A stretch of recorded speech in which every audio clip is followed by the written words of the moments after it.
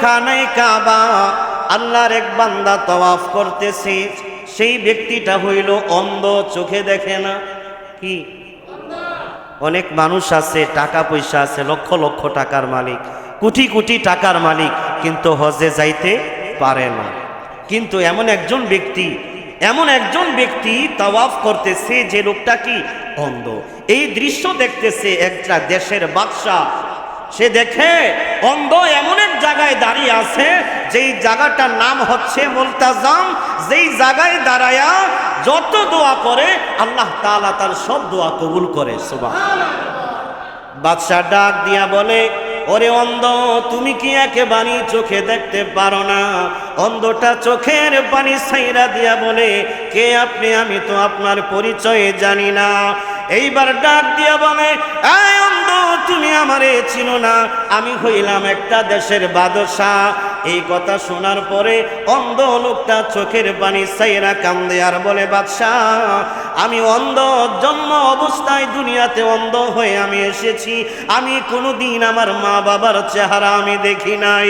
যেই মানুষগুলার সঙ্গে আমি আল্লাহর ঘরখানায় কাবার সামনে দাঁড়াইয়া লাব্বাইক আল্লাহুম্মা লাব্বাইক ধ্বনি দিচ্ছি রে, ওরে বাদশা, আমি আজও পর্যন্ত আল্লাহর ঘরখানায় কাবাটা কেমন আমি দেখতে পারি নাই।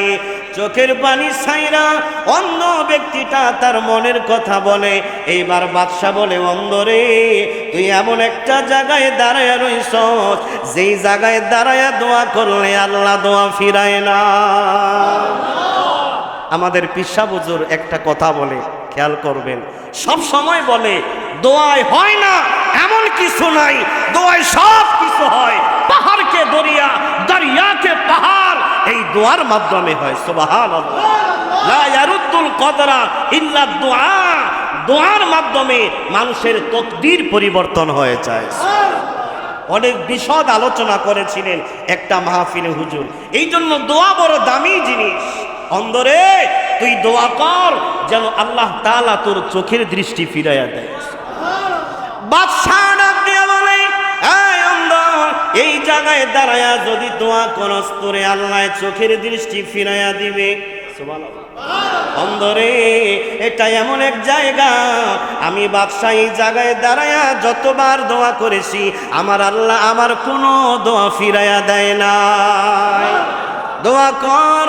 বাদশা এই কথা বলে 7টা তাওয়াফ করেছে, চক্কর মেরেছে। 7 চক্কর দেওয়ার পরে বাদশা যখন আসছে, তাকাইয়া দেখে ওই অন্ধ লোকটা চোখের পানি ছাইরা আল্লাহর কাছে কান্দে আর বলে, মালিক, ওরে আমার আল্লাহ, বাদশা বলে সেই জায়গায় দাঁড়ায়া দোয়া করলে নাকি দোয়া কবুল হয় রে আল্লাহ। রব্বুল আলামিন, ওরে মাওলাই কারীম, তোমার দরবারে ফরিয়াদ জানাই, তুমি আল্লাহ রব, পারো না এমন কিছু নাই রে আল্লাহ। তোমার ঘর খানায় কাবাকে সামনে রেখে মুলতাজমের পাশে দাঁড়াইয়া 2 ফোঁটা চোখের পানি ছাইরা তোমার দরবারে মুনাজাত করে রে আল্লাহ, তুমি আল্লাহ আমার চোখের দৃষ্টিটা